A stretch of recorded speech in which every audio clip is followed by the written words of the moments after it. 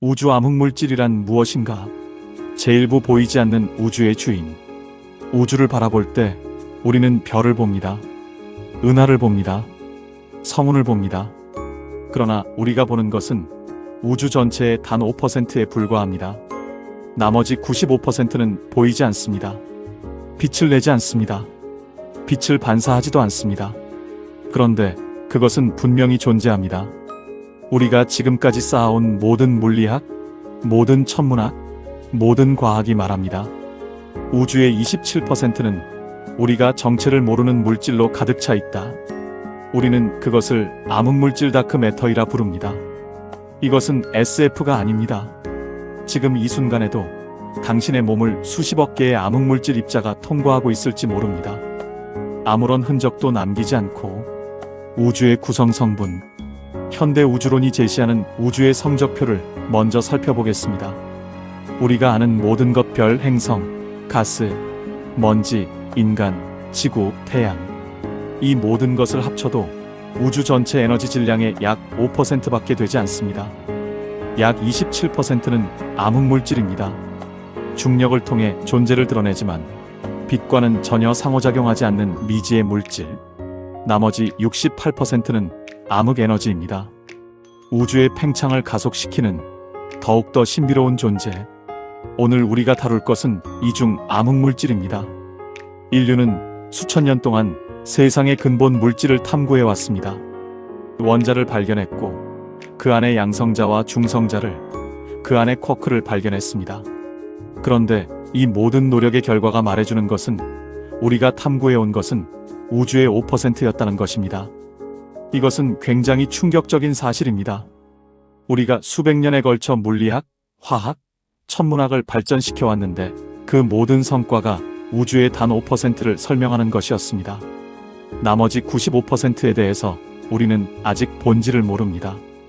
암흑물질이란 무엇인가? 기초정의. 우선 암흑이라는 단어의 의미부터 짚어야 합니다. 암흑물질이 어둡다고 불리는 이유는 단순히 검기 때문이 아닙니다. 빛의 모든 파장, 가시광선, 적외선, 자외선, X선, 전파에 걸쳐 완전히 투명하기 때문입니다. 일반 물질은 빛을 흡수하거나 반사하거나 방출합니다. 그래서 우리가 볼 수 있습니다. 암흑물질은 이 중 어느 것도 하지 않습니다. 그러나 암흑물질은 중력은 만들어냅니다.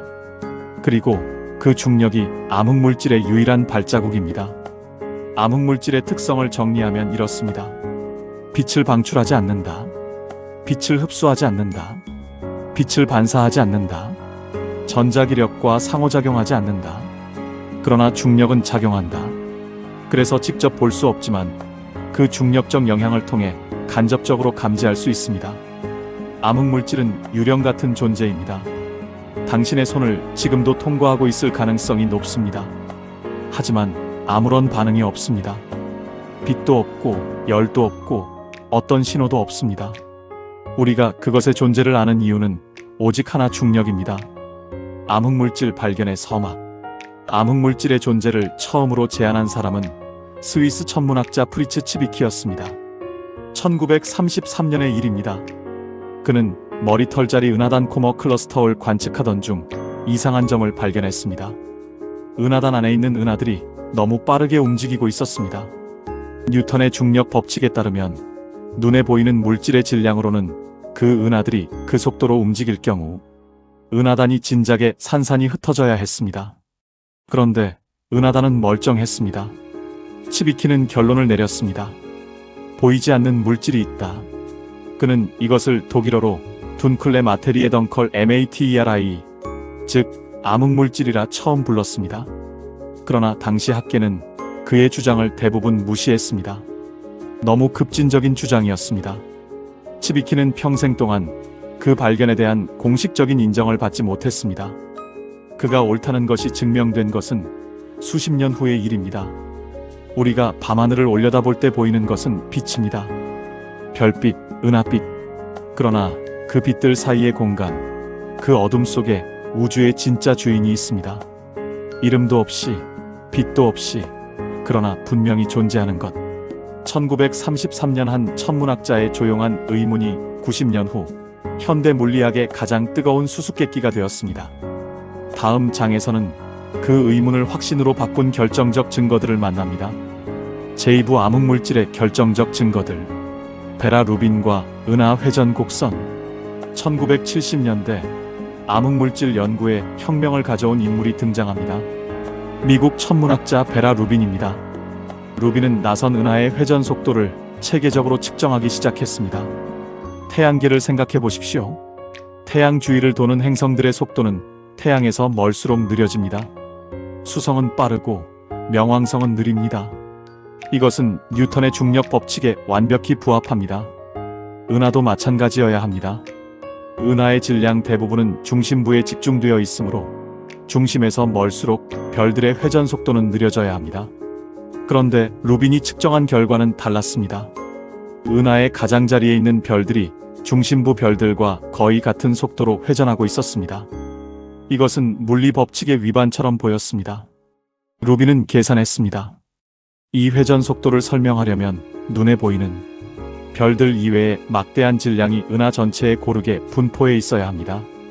그리고 그 질량의 원천은 보이지 않는 것이어야 했습니다.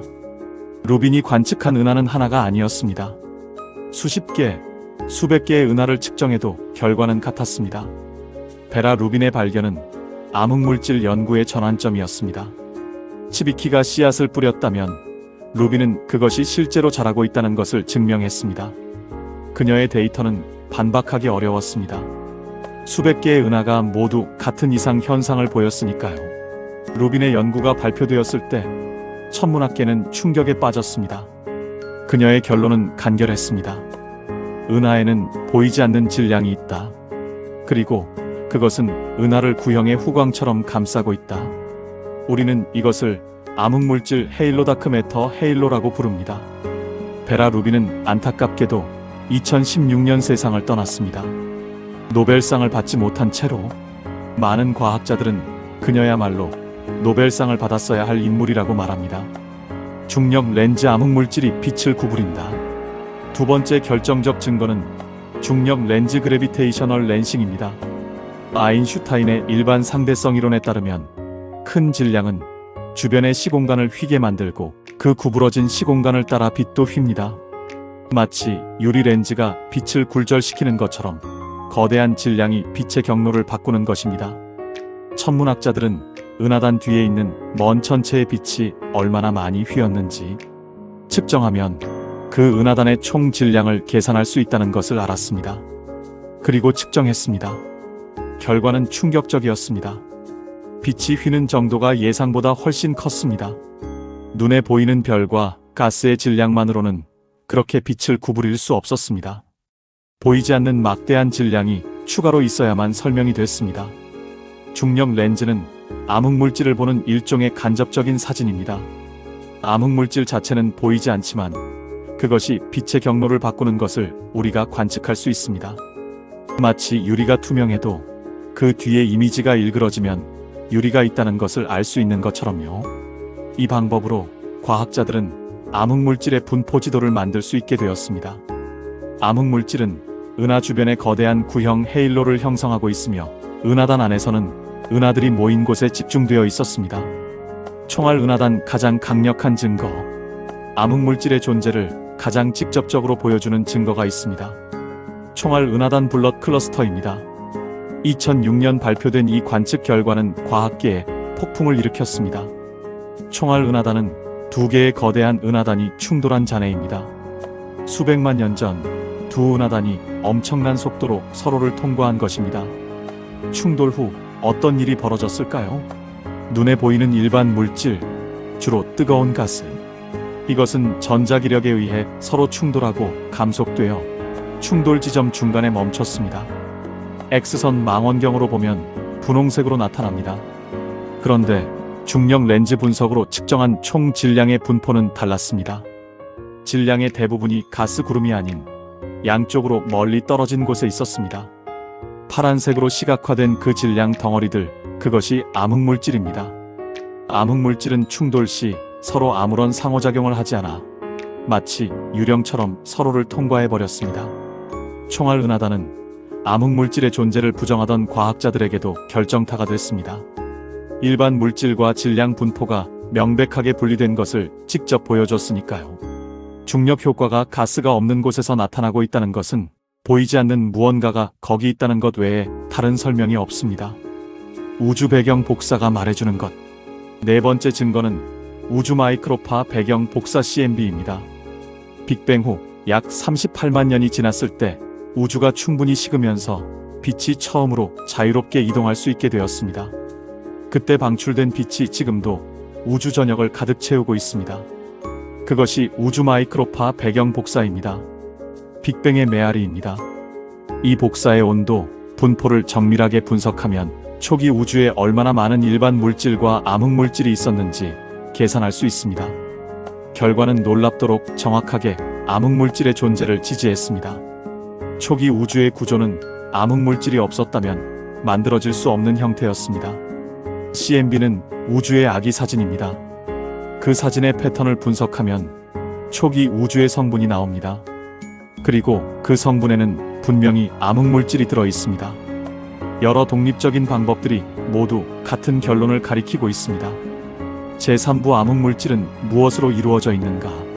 우리가 아는 것과 모르는 것.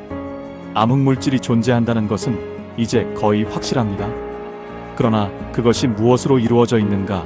이것은 여전히 미스터리입니다. 현대 물리학의 집대성인 입자 물리학 표준 모형은 우주를 이루는 기본 입자들을 체계적으로 정리했습니다. 쿼크, 전자, 뉴트리노, 광자 등 17종의 기본 입자들. 그런데 이 표준 모형에 암흑물질에 해당하는 입자는 없습니다. 암흑물질은 우리가 알고 있는 어떤 입자도 아닌 완전히 새로운 종류의 입자이거나 아직 발견되지 않은 무언가입니다. 표준 모형은 우리가 아는 물리학의 결정체입니다. 그런데 암흑물질은 그 밖에 있습니다. 이것은 표준 모형이 불완전하다는 것을 의미합니다.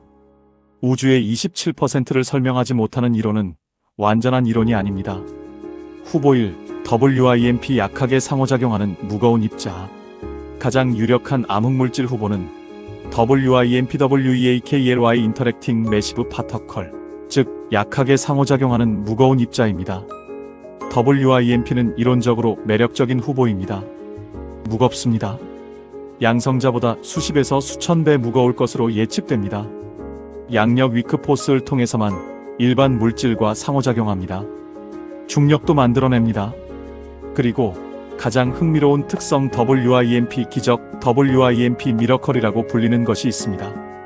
초기 우주의 뜨거운 상태에서 만들어진 WIMP의 양을 계산하면 놀랍도록 정확하게 현재 우주에서 관측되는 암흑물질의 양과 일치합니다. 마치 처음부터 맞춤 제작된 것처럼. 이것이 WIMP를 가장 유력한 후보로 만든 이유입니다. 전 세계 과학자들이 WIMP를 찾기 위한 실험을 수십 년째 진행하고 있습니다. 지하 깊은 곳에 초순수 액체 제논이나 아르곤으로 가득 찬 거대한 탱크를 설치합니다. 우주에서 날아오는 다른 입자들의 간섭을 막기 위해서입니다. WIMP가 탱크 안의 원자핵에 충돌하면 아주 미세한 빛 신호가 나올 것이라는 예측하에 기다리는 것입니다. 그러나 지금까지 확실한 신호는 단 한 번도 검출되지 않았습니다. WIMP 탐색은 우리가 가장 열심히 한 실험 중 하나입니다. 점점 더 민감한 검출기를 만들면서 탐색 범위를 넓혀왔는데 아직 아무것도 없습니다. 이것이 실망스러운 동시에 흥미롭습니다. WIMP가 없는 것인지 아니면 우리가 잘못된 곳을 보고 있는 것인지. 후보 2. 엑시온 너무나 가벼운 입자. 두 번째 유력한 후보는 엑시온의 EXION입니다. 엑시온은 원래 암흑물질과 전혀 무관한 이유로 제한된 입자입니다. 1977년 물리학자들은 강한 핵력 이론에서 발생하는 이상한 대칭성 문제를 해결하기 위해 엑시온이라는 가상의 입자를 제안했습니다. 그런데 나중에 계산해보니 이 엑시온이 암흑물질의 후보가 될 수도 있다는 것이 밝혀졌습니다. 엑시온은 WIMP와 반대입니다. 극도로 가볍습니다. 전자보다도 수조 배 이상 가볍습니다. 그러나 너무 많은 수가 존재한다면 전체 질량은 충분히 클 수 있습니다. 엑시온을 찾는 실험도 진행 중입니다. 강한 자기장 속에서 엑시온이 광자로 전환된다는 이론을 이용합니다. 아직 확실한 발견은 없습니다. 그러나 탐색 범위를 점점 좁혀가고 있습니다. 후보 3 스테릴 뉴트리노와 기타 후보들. 세 번째 후보는 스테릴 뉴트리노 스테럴 누트리노입니다. 뉴트리노는 이미 알려진 입자입니다. 질량이 거의 없고 다른 물질과 거의 반응하지 않아 초당 수백억 개가 당신의 몸을 통과하고 있습니다. 스테릴 뉴트리노는 일반 뉴트리노보다도 더 약하게 상호작용하는 가상의 입자입니다. 중력만 만들고 나머지는 완전히 무시하는 X선 망원경으로 관측한 은하단에서 설명하기 어려운 X선 방출이 감지된 적이 있는데 일부 과학자들은 이것이 스테릴 뉴트리노가 붕괴하며 내는 신호일 수 있다고 주장합니다. 아직 결론은 나지 않았습니다. 그 외에도 원시 블랙홀 프리모디얼 블랙홀, 초대칭 입자들, SUPERS와 EMMETRIC 파터컬즈, 카루자, 클라인 입자 등 다양한 후보들이 제안되어 있습니다. 현재로선 어떤 것이 정답인지 알 수 없습니다. 어쩌면 이 중 어느 것도 아닐 수도 있습니다. MOND 중력 법칙 자체가 틀렸나?